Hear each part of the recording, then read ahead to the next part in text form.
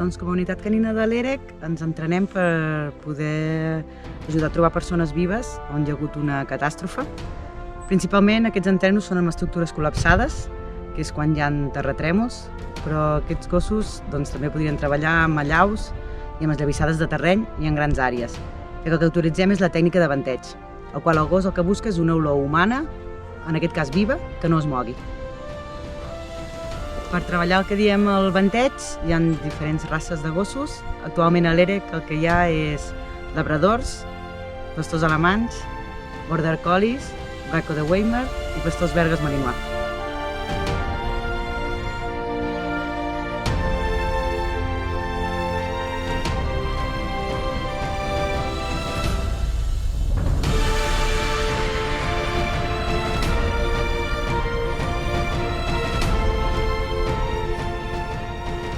Jo sóc el Jaume i ens trobem aquí per intentar entrenar zones similars a les que ens trobaríem amb una estructura col·lapsada.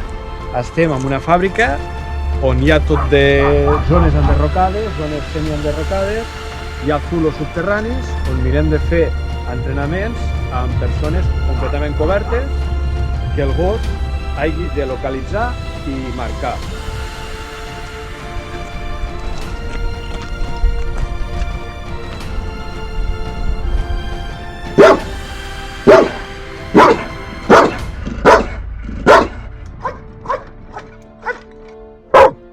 Molt bé! Vale, ja està, partida.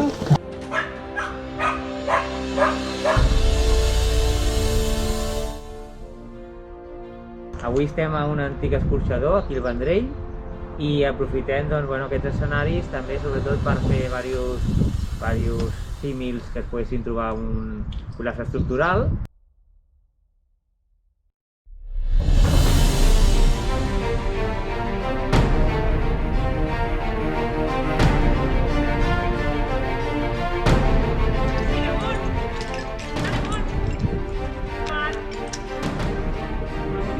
Avui estem treballant amb els gossos per la detecció de llocs confinats i amb molta runa, que la persona i el gos no tinguin contacte i així millorant les capacitats de detecció del gos.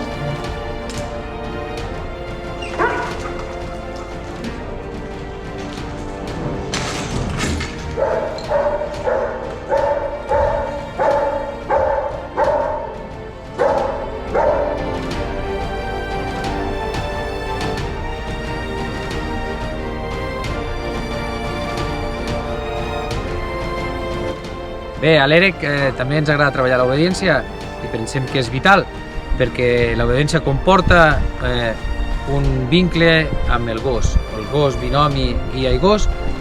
Sense obediència no hi hauria control.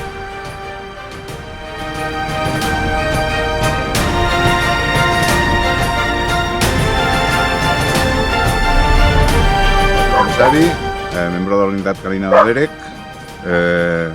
Que hem de fer un seminari de 3 dies aquí per entrenar els gossos per buscar col·lapses estructurals i al llarg de l'any fem altres seminaris també al llarg de tota Espanya, col·laborant amb altres unitats canines que formem tots, estem associats a l'Associació Nacional de Guies de Gossos de Búsqueda, de la ANGPS, amb la fi de millorar i veure com treballen altres grups i poder anar millorant el rendiment dels nostres gossos. Bien, hemos estado viendo, revisando a los equipos, la progresión como iba. Estuvimos analizándoles a ver en qué nivel estaban todos. Primero probando a ver qué nivel tenía cada uno y después hemos dirigido este seminario precisamente a la capacidad de los perros de empezar a batir zonas y a descartar áreas.